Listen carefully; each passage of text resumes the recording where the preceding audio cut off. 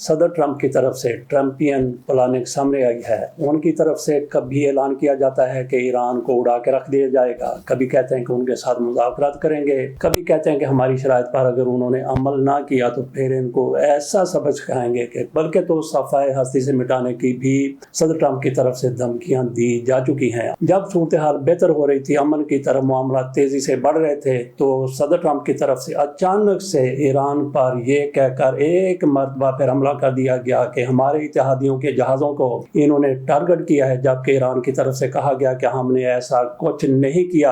America ने जिस तरह से हमले किए उसी तरह से ईरान ने भी अमेरिकी मुफादात को तबाह करने में कोई कसर नहीं छोड़ी। बहरहाल अमन की एक जो उम्मीद थी वो खाक में मिलती हुई नजर आई, लेकिन आज सूरत हाल फिर थोड़ी सी बेहतर हुई है। जैसे कहा कि सदर ट्रंप की ट्रंपियन प्लानिंग है, कुछ पता नहीं चलता कि किस वक्त वो क्या बात कर रहे होते हैं और उस बात से कब मुकर जाते हैं, इसका भी कुछ पता नहीं चलता। बहरहाल आज उनकी तरफ से कहा गया है कि जंग बंदी तो खत्म हो चुकी है, लेकिन इसके साथ साथ मुज़ाकरात भी ईरान के साथ जारी हैं। और उन्होंने ये भी कहा कि ईरान की तरफ से दरख्वास्त की गई थी कि हमारे साथ मुज़ाकरात करें। एक तरफ देखिए कि ट्रंप साहब किस तरह से धमकियां देते हैं, उनको उड़ा के रख देने की बात करते हैं और फिर कहते हैं कि ईरान की तरफ से दरख्वास्त की गई जो हमने मान ली है। बहरहाल सूरत हाल यह है कि पाकिस्तान की तरफ से भी बयान दिया गया है कि दोनों को जिस तरह से पहले याददाश्त पर ये मुत्तफिक हुए थे, जंग बंदी हो गई थी, उसी को बरकरार रखने की जरूरत है। जबकि कतर ने 2 कदम इससे भी आगे लिए हैं। कतर का एक वफद तेहरान पहुंच चुका है। हालांकि ईरान की तरफ से कतर पर भी हमले किए गए, बहरीन पर हमले किए गए, उर्दन पर हमले किए गए, कुवैत पर हमले किए गए। कतर ने उसको अपनी अना का मसला नहीं बनाया, वो फिर से वफद को वहां पे भिजवा के चाहते हैं कि अमन की तरफ सूरत हाल को ले जाया जाए। बात हम ट्रंप की कर रहे थे कि किस तरह से उनके रवैये का बदलने का कुछ पता नहीं चलता, घड़ी में तोला घड़ी में माशा हो जाते हैं। उनकी तरफ से यह भी कहा गया है कि ईरान को इस सूरत में उड़ा के रख दिया जाए, बल्कि जून में भी उनकी तरफ से यही कहा गया था कि अगर मुझे कोई नुकसान पहुंचता है तो फिर ईरान को सफ़ाए हस्ती से मिटा दिया जाए। उन्होंने कहा था कि मैं अपनी अफवाज को ऑर्डर देता हूं, अगर ईरान की तरफ से मुझे मार दिया जाता है तो फिर ईरान को दुनिया से उठा दिया जाए, सफ़ा हस्ती से मिटा दिया जाए। आज फिर उनकी तरफ से उसी बयान को दोहराया गया है। उन्होंने कहा कि मुझे ये खबर मिली है, मुझ तक ये खबर पहुंची है कि ईरान मुझे मारना चाहता है और मुझे उन्होंने अपनी फहरिस्त में पहले नंबर पे रखा हुआ है। तो यहाँ पे अमेरिकी मीडिया की तरफ से भी जमाही ली गई है। एक जमाही होती है और दूसरी अंगड़ाई होती है। अंगड़ाई और जमाही में ये फर्क है कि जमाही में बंदा जागता है तो आधा ही जागा हुआ होता है। अंगड़ाई में ये होता है कि जैसे ही बंदा जागता है, अंगड़ाई लेता है तो बड़ा वो हशाश बशाश पहले की निस्बत हो जाता है। अमेरिकी मीडिया की तरफ से जमाही ली गई है, गोया के अमेरिकी मीडिया ख्वाबीदा है, आधा जाग रहा है आधा सो रहा है। उनकी तरफ से अब यह खबर सामने आई है। CNN की तरफ से ये खबर दी गई। उन्होंने कहा कि इसराइल ने ये कहा है, तीसरे रोज इनको ये याद आ गया, इसराइल की तरफ से कहा गया, अमेरिका को बताया गया कि ईरान ने एक लिस्ट मुरतब कर रखी है जिसमें सदर ट्रंप को मारने के लिए पहले नंबर पर उनका नाम लिखा गया है। ये इसराइल की तरफ से कहा गया और सदर ट्रंप ने उसको मान लिया। जबकि अमेरिकी अखबार ये कहते हैं कि इसराइल की तरफ से जैसे कि वो चाहता है कि ईरान के साथ जंग जारी रहे, जंग बंद ना हो, वो जंग को जारी रखने के लिए अमेरिका को खसूसी तौर पर ट्रंप साहब को उकसाता रहता है, बरंगेफ्ता करता रहता है। और ये भी उसने इसीलिए ये इतला दी अमेरिका को कि ईरान आपको कत्ल करना चाहता है, ईरान आपको मारना चाहता है।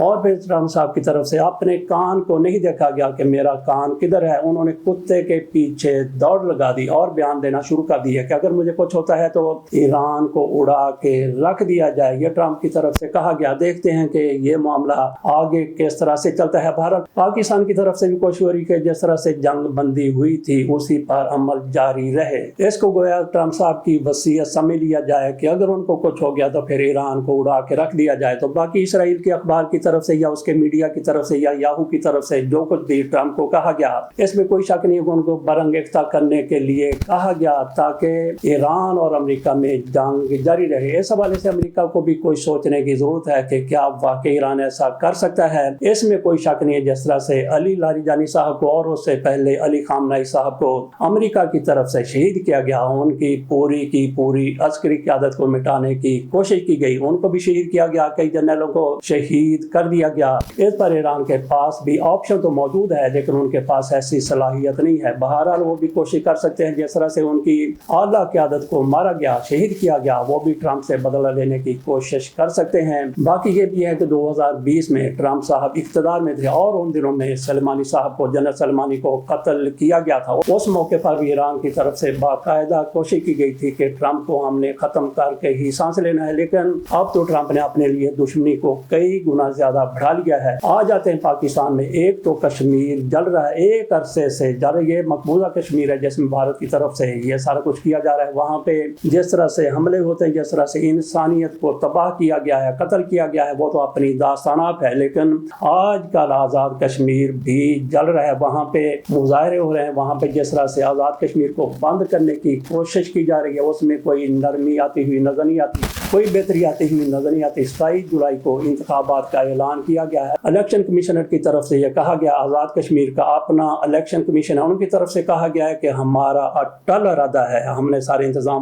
पूरे कर लिए हैं, वहाँ पे इलेक्शन होंगे और 27 जुलाई को ही इलेक्शन होंगे। ये चीफ इलेक्शन कमिश्नर की तरफ से बाकायदा ऐलान किया गया। उन्होंने कहा कि हमने अपनी तैयारियां मुकम्मल कर ली और इलेक्शन जरूर होंगे। पीपल्स पार्टी की तरफ से कहा गया, जहाँ पे उनकी हुकूमत है, कि इलेक्शन को मुलतवी कर दिया जाए, मुअख्खर कर दिया जाए जब तक सूरत हाल बेहतर नहीं हो जाती। लेकिन मुस्लिम लीग नून वाले मानने के लिए तैयार नहीं। उन्होंने कहा कि इलेक्शन होंगे और 27 जुलाई को ही इलेक्शन होंगे। तो वहाँ की सूरत हाल है, जिस तरह से कश्मीर को बंद किया गया है, वो भी अफसोसनाक सूरत हाल है। वहाँ पे बेहतरी नहीं आ रही है, किस बुनियाद पर कहा जा सकता है कि बेहतरी नहीं आ रही। वहाँ पे मजीद भी कुमक मंगवाई गई है, वहाँ पे पुलिस पहले ही मौजूद है, वहाँ पे रेंजर्स भी मौजूद है, अब मजीद रेंजर को वहाँ पे तलब किया गया। ऐसे अंदाजा किया जा सकता है कि वहाँ की सूरत हाल बेहतर नहीं है। इधर आज़ाद कश्मीर जल रहा है और उधर बलोचिस्तान भी जल रहा है। वहाँ पे ऑपरेशन का आगाज किया गया 5 जुलाई को, जिस तरह से कत्ल गारत का सिलसिला शुरू हुआ, जिस तरह से वहाँ पे दहशतगर्दों की तरफ से पुलिस वालों को शहीद किया गया, 9 को वहीं पे शहीद कर दिया गया ज़ियारत के करीब उनकी मंगी चौकी पर, और वहाँ से 19 को यरमाल बनाया गया और उनको बाद में शहीद कर दिया गया। तो इस पर ऑपरेशन शाबान का सिलसिला शुरू किया गया। अब यह पता चला है कि ऑपरेशन शाबान में 79 दहशतगर्द जहन्नुम वासल किए जा चुके हैं। एक तरफ आज़ाद कश्मीर जल रहा है, दूसरी तरफ बलोचिस्तान जल रहा है।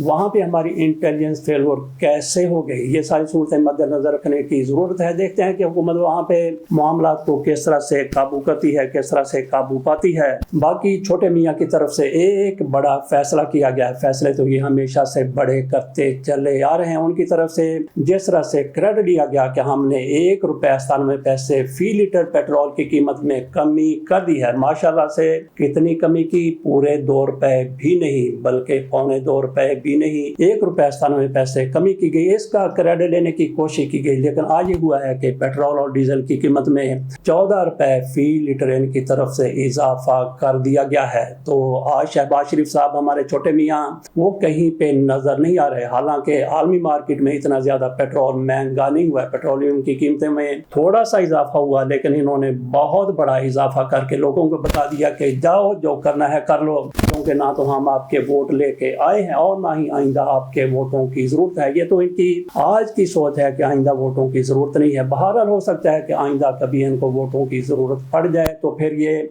किस मुंह से लोगों के पास वोट लेने के लिए जाएंगे। और फिर हम जिस तरह से कर्जों के आदी हो चुके हैं, कहा जाता है कि जब से पाकिस्तान बना है अब तक इस हुकूमत के आने तक $44 अरब के कर्जे लिए गए थे और उसके बाद इन्होंने तकरीबन इन कर्जों को 1 खरब तक पहुंचा दिया है। तो अंदाजा कीजिए कि किस तरह से इनकी तरफ से इस दौरान 70 अरब के या 65 अरब के कर्जे ले लिए गए। कर्जे लेने की चूंकि हमारे हुक्मरानों को आदत रही और ये तो उसमें कुछ आगे ही बढ़ते हुए नजर बढ़ गए हैं। बल्कि IMF से कितना कर्जा लेते हैं, कभी 2 अरब का कर्जा लेते हैं, कभी 3 अरब का कर्जा लेते हैं, लेकिन अब इनको एक मामूली सा कर्जा भी मिल गया है। जितना कर्जा इनको मिला है ये IMF की तरफ से दिया गया कर्जा नहीं है, ये मुट्ठी भर कर्जा और ये आलमी बैंक की तरफ से इनको दिया गया है, जिसको आप कह सकते हैं कि इससे तो इनका हमारे हुक्मरानों का निगाल भी पूरा नहीं होता। निगाल का मतलब यह है कि पानी के 2-3 घूंट हमारे लिए, हमारे हुक्मरानों के लिए इतना कर्जा जो आलमी बैंक की طرف سے دیا گیا ہے وہ بتایا گیا کہ 37,59,59,00,000 یہ قرضہ دیا گیا، ڈالروں میں دیا گیا ہے۔ یہاں سوچئے کہ یہاں پہ $1.5 ارب، $2 ارب، $3 ارب، $5 ارب، $6 ارب اور اس سے بھی زیادہ قرضہ لیا جاتا ہے۔ وہاں پہ صرف اور صرف $37 کروڑ قرضہ لیا گیا۔ اس سے اندازہ کیا جا سکتا ہے کہ کتنا معمولی یہ قرضہ ہے، اور یہ ہو سکتا ہے کہ یہ ایک ہی جیب میں سما جائے اور مزید کی ضرورت بھی محسوس ہو۔ اس کے ساتھ اجازت دیجیے، اللہ حافظ۔